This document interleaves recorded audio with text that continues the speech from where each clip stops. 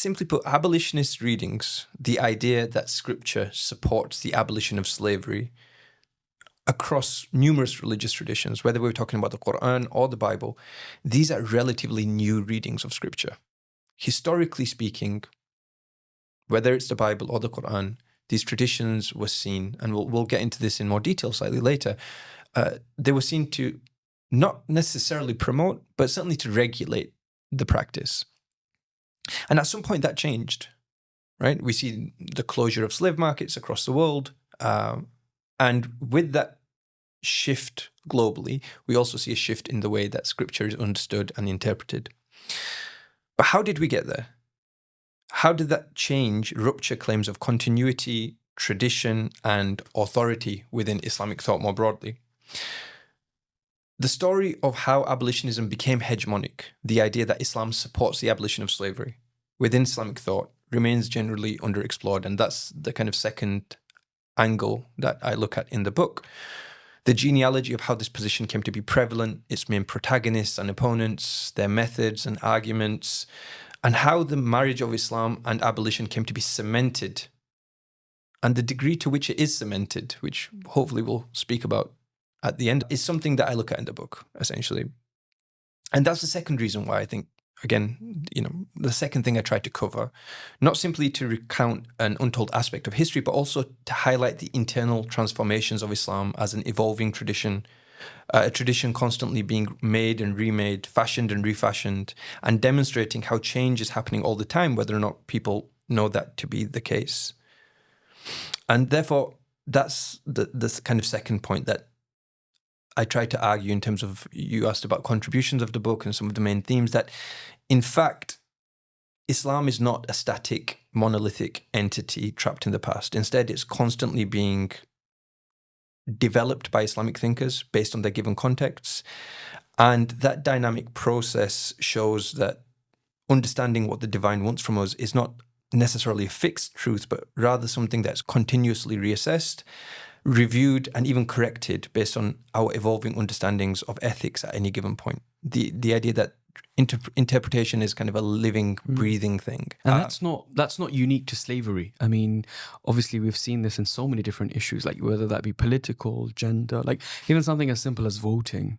A dominant view perhaps a few decades ago would be that at least in this context, like voting wouldn't be accepted. Whereas now, I mean, that's not the dominant position. So even in very recent history, you can see that. So understandably, slavery itself would also have gone through these different stages of what might have been a dominant position at one point isn't dominant and something else becomes and kind of replaces that. Yeah, absolutely. And a kind of critical understanding of how those things come to be is very key, right, for our understandings of Islam and the tradition more broadly, recognizing that things that are commonplace today, that people consider to be absolutely take for granted, right? Yeah. Like the abolition of slavery, right? Most people consider that fixed, and they don't even know there was a conversation about it.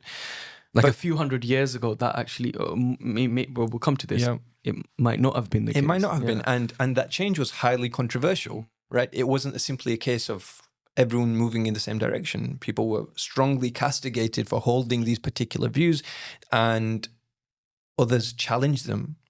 And yet, over time, you see a shift emerge. And you mentioned the case of voting. I mean, it's a good example. I remember once upon a time here in the UK, the idea that you would vote for a political party, democracy is haram, right?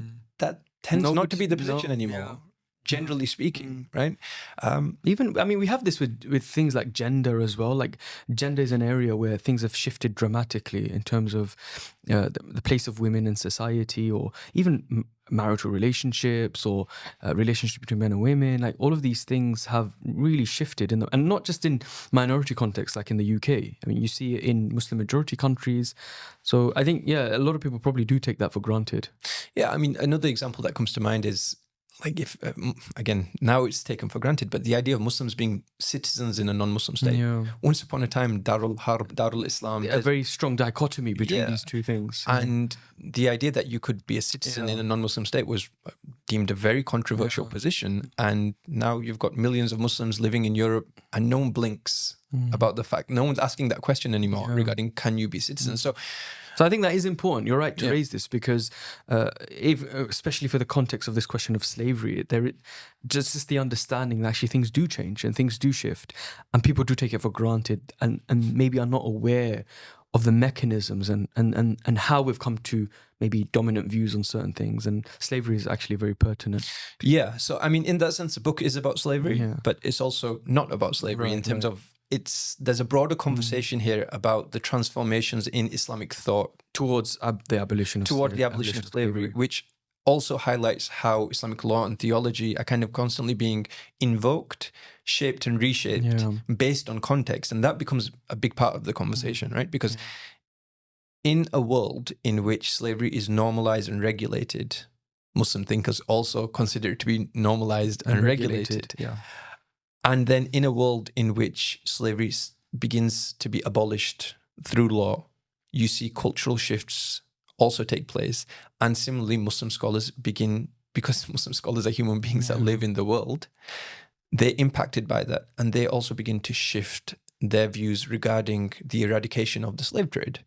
And so what I try to do in the book is highlight how that shift occurs, especially because it's such an inflammatory thing, right? The practice of slavery is because it's outlawed everywhere now. Everywhere. Like, nobody's advocating for slavery. Exactly. Nobody that would be considered to kind of be within mainstream Islam. Right, absolutely, And again, as not to belabor the point too much, but 200-300 years ago, if you had gone and asked scholars, and something I look at in the book, it wouldn't have been within their vocabulary to even talk in that way. Right. And so that's the point. That's one of the things that, again, I try to reflect on in terms of what that transformation means for the way we understand Islam and tradition and modernity and authority within these broader conversations.